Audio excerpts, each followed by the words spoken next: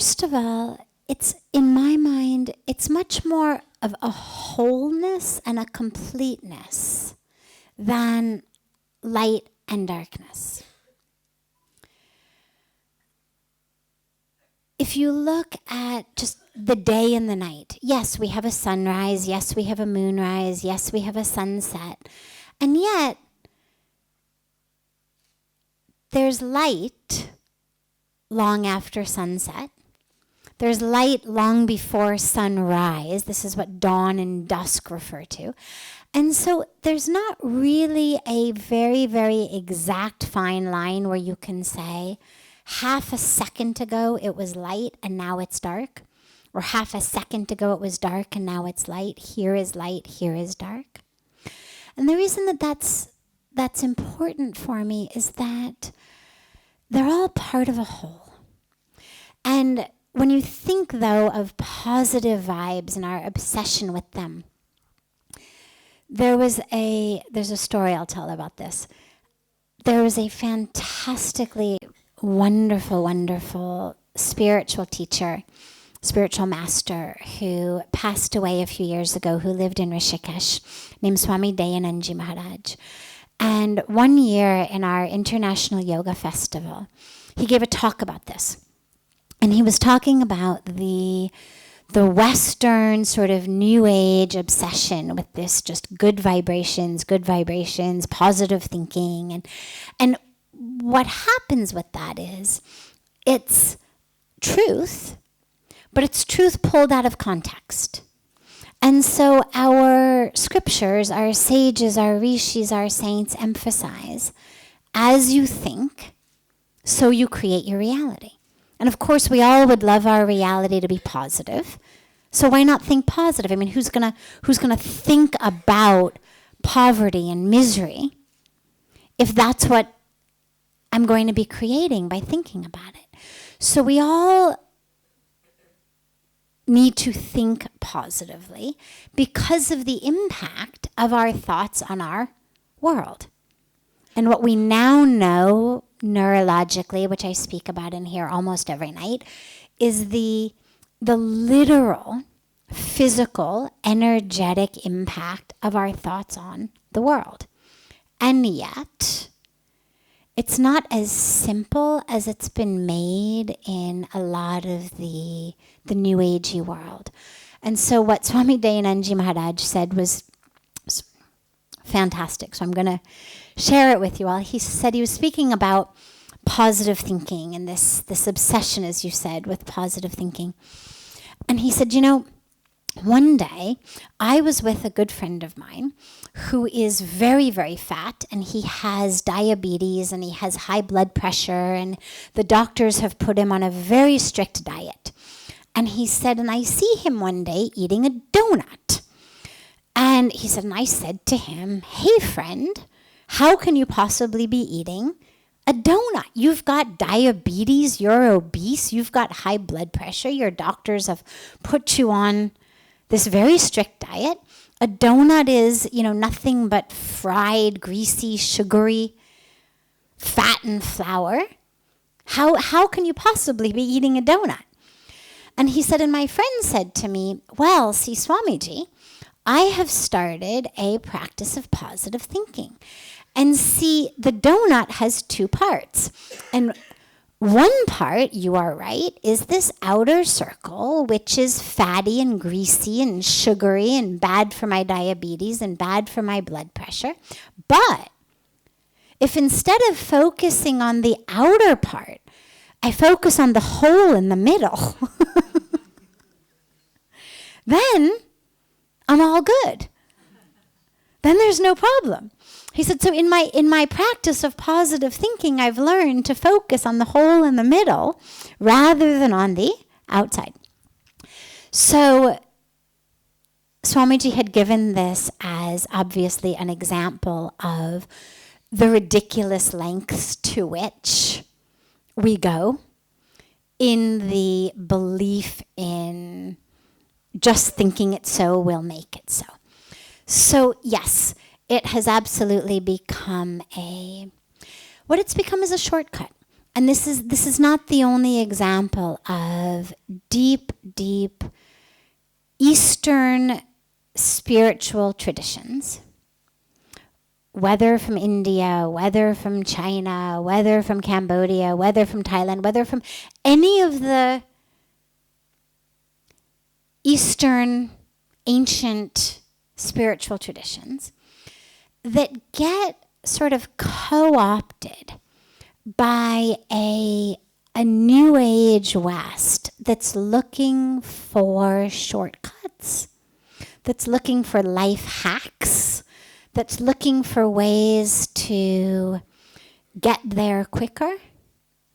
And so what you see is, and this is one example, you see pieces of it pulled out, like what you think you create, which is true.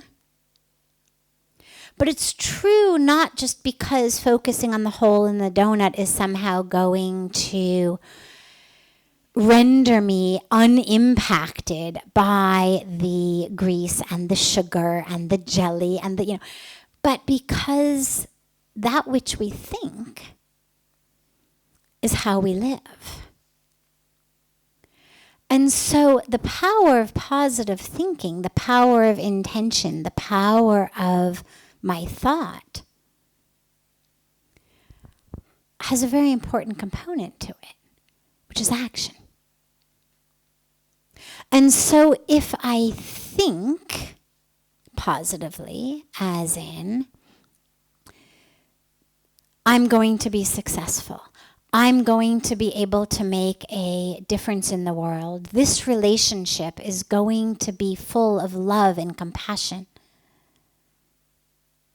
whether on an interpersonal level, on a global level, whatever it may be. If that's what I think, if I meet you, and what I'm telling myself is, he's going to become one of my best friends. He's going to become one of my best friends. What a great man. Well, I'm going to act differently towards you. My entire behavior, my words, my speech, how much time I give you, my demeanor, the choices I make, are all going to be based on that power of thought, what I was thinking about you. If, on the other hand, I've pre-decided this guy is a complete waste of time, I'm going to act differently towards you. My demeanor will be different. My speech will be different. Everything will be different. And so a week later, if you look at our relationship, in the first case, we've become great friends. In the second case, we've had nothing to do with each other. And I can look at it and say, it's the power of my thoughts. See, I knew it from the beginning. Which is true. And my thought led to a series of choices, a series of actions, a series of behaviors that have created where we are today. I didn't just go thought, end, boom like this. And what's happened in the West is we've pulled it out of context.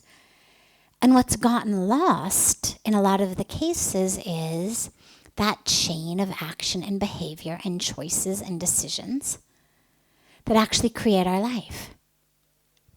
And so in this urge, or this obsession, as you say, on positive thinking, what's also happened, the other side of it is, in addition to not doing the actions and just sort of expecting that if I have the right meditation, or I have the right guru, or I have the right mantra, I should be able to just, meditate my way to wealth, or meditate my way to success, when actually there's actions and decisions and choices that must be made. And the other side of it is, it has labeled existence. And when you label and you put anything in boxes, there's always an inside the box and an out of the box. And if I've created a box of positive vibrations, positive thoughts, well, in my box is good things. Success, health, joy, happiness. Which means there's no place in my box for anything else. And the problem with that is that that's just not how the world is, which means I've cut myself off from reality. And I cannot simultaneously be living connected to the world in an experience of unity, in an experience of spirit, when I've boxed up the only things that I'll allow inside, when my filter is so small. Here's what can come in, here's what can come in, here's what come in, everything else stays out. Well, spirituality is all about an expansion. It's not a contraction. The joy and the peace that people find in spirituality is not because they push out that which does not make them joyful or peaceful. It's because they've expanded the sense of self so much that they're able to stay joyful and peaceful, even in the face of what enters there. You know, it's like the example I give frequently where I'll say, okay, here we go, glass of water. If you take a rock and you throw it in this glass of water, what's going to happen? Water will come out, exactly. It'll splash, water will come out. Big impact. Negative impact, you can say, if ultimately your goal was to keep all the water inside and calm. Take the same rock, throw it into my bathtub full of water. What happens? Yeah, not much. A little bit of ripples. A little bit. Not much. Take the same rock, throw it in the ocean. What happens? Virtually nothing in the scheme of the ocean. And what most of us try to do, and where this teaching of positivity has gotten, in my opinion, where it's gone a little awry, is it has said, okay, my goal is to keep the water of myself calm, okay? To stay peaceful. No ripples, no splashes. And what it's done is it has therefore created a container around itself that is so small to ensure that not even the tiniest pebble could get inside and create ripples.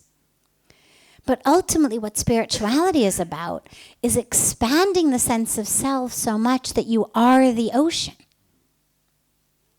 So yeah, there are rocks. But because I'm identified as the ocean rather than the tiny glass of water, I'm able to stay peaceful. I'm able to stay anchored in positivity despite that which is happening. So I wouldn't say that we need to go out looking for the darkness so much as that we need to expand our sense of self to be an experience that encompasses all. And when you talk about encompassing all, well, along with health, there's sickness. Along with life, there's death. I mean, you can't push death out of any reality. I mean, you can, but only for a very short period of time. And so when you think about ultimate highest truth, it can't be something that's dependent upon how long your loved ones are going to live.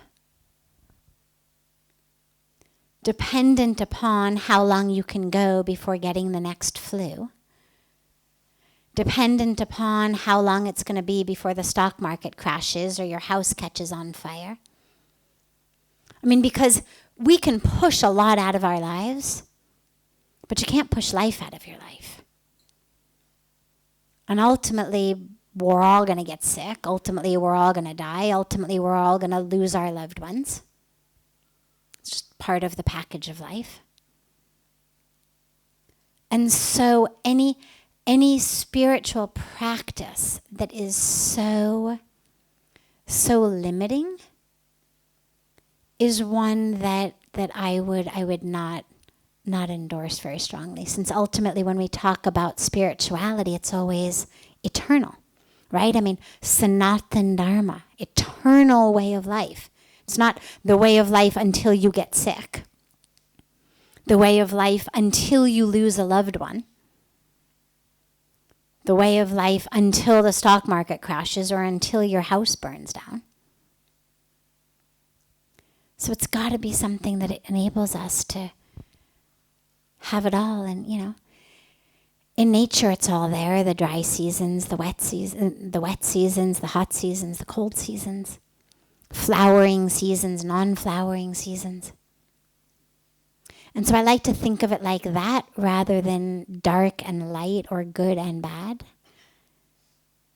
Because, it's all there. It's all part of a whole rather than one extreme over here and one extreme over there. If we open our spirituality to include and embrace and become one with the light, the dark, the wet, the dry, the cold, the hot, the flowering, the non-flowering, then you know that you're connecting to creation.